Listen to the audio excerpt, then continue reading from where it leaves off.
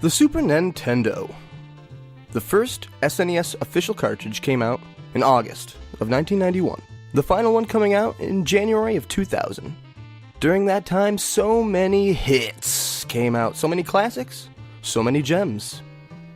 But as history has shown us, not every star shines as bright as all the others.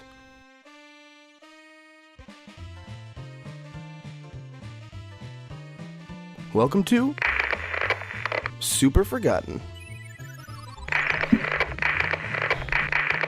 The character known as Bonkers D. Bobcat debuted during the Disney Afternoon Collection's Raw Tunage in 1993. He's an anthropomorphic bobcat that is often compared to Roger Rabbit. After the original Going Bonkers shorts, he got 61 episodes of his own that premiered in the second half of 1993 and beginning of 1994. They would air in syndication with the Disney Afternoon and separately, off and on until 1995, finally making its way off TV altogether in 2004. Bonkers is a washed up and out of the spotlight former TV star known for his slapstick comedy, now living as a nobody. He saves Donald Duck from getting mugged one day and finds himself on the Toontown police force with a human as his partner, Lucky Pickel.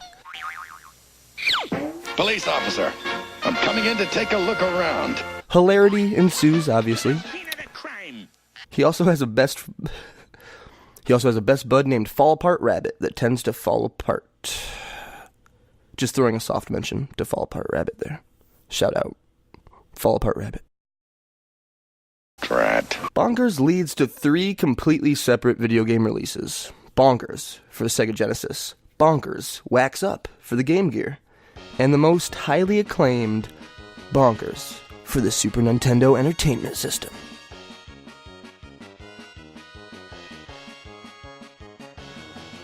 The SNES Bonkers was developed by Capcom.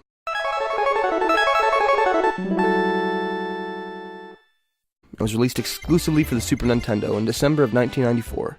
In it, you play as Bonkers himself, on the trail of a mysterious thief who has stolen 3 important items in Toontown.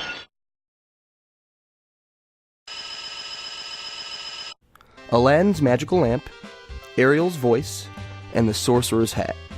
So you should probably play Bonkers before you play Kingdom Hearts 3, is all I'm saying.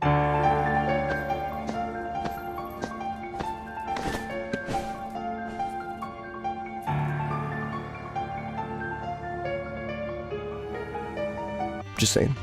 As you excitedly explain this to your partner, you cause him to get into a devastating car crash. He doesn't blame Bonkers, obviously, because now he realizes how ridiculous his life has become with a cartoon as his partner. Either way, Bonkers vows to solve this case on his own. For Lucky. Thus we begin our journey. In Bonkers, you find yourself in assorted, memorable scenes as you fight across 6 somewhat wacky worlds. First off is the mansion of Donald Duck. We're talking A-list environments. In Bonkers, your main objective is to continuously go right until you complete that area, leading to another area, and then a boss fight. Classic.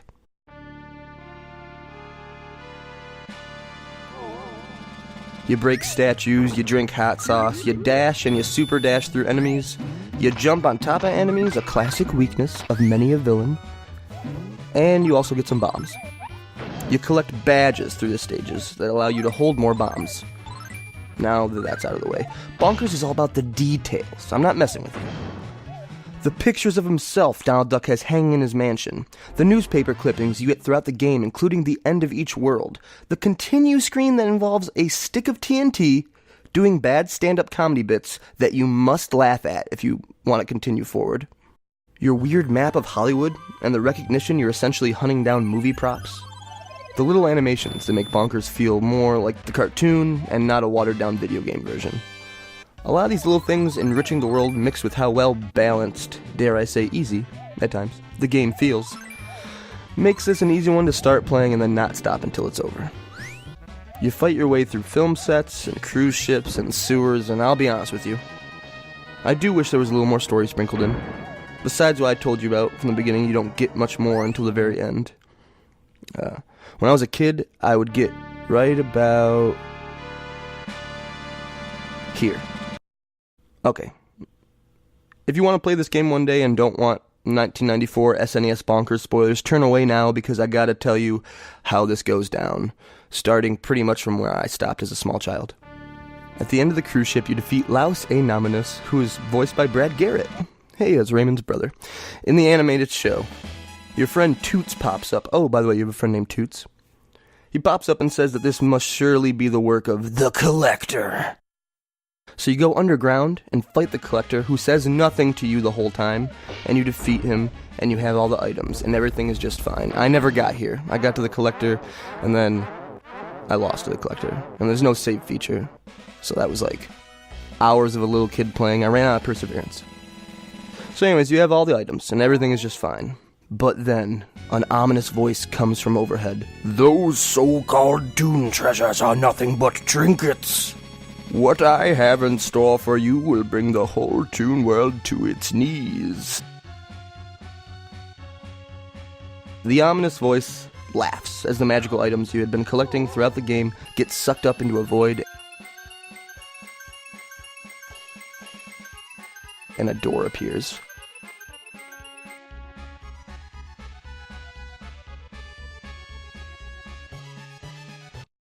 You find yourself in a weird purple world of lightning and hate and candlesticks. You later discover this is an area of Toon World. You ascend upwards through the clouds until you find a platform, which is where you find a very angry Pop's clock, the oldest clock in Toontown. You fight him with bombs and justice on your side. Once defeated, he explains himself.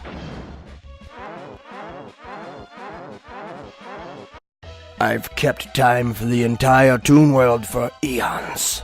And for what? Nothing. Not even a simple thank you or hint of gratitude. So it comes to this.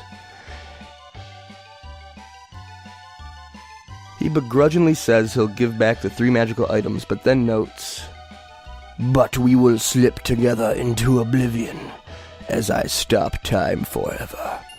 Bonkers receives the 3 items and says thank you. Yep, he says thank you. This blows Pop's clock away. What did you say? You'd thank me after everything I've done. After I saddened the heart of every Toon in the world. Bonkers explains he's just happy to get the items back, perhaps not understanding the importance of time not being stopped forever and everyone slipping into oblivion. In a dark hour, one shining soul serves as a beacon to us all. You have renewed my faith in the world and thereby saved everything. Time will continue as it always has. Thank you, Bonkers. He fades away. You go and tell Lucky. You both receive medals, and he hints at the second half of the animated series where Bonkers doesn't need him anymore. But besides that, Bonkers. This game is just bonkers. This game is one of those middle-of-the-pack games that has surely been forgotten by many, but is honestly far better a game than many others that fit into that middle-of-the-pack SNES description. It was not included in the Disney Afternoon Collection that recently came out, celebrating Capcom games such as this one, but that's fine. Mickey Mouse is in this game. Normally not intermingling with other TV properties like that.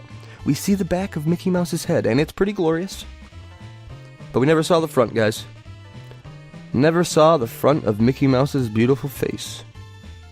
Probably a major reason why this game is super forgotten.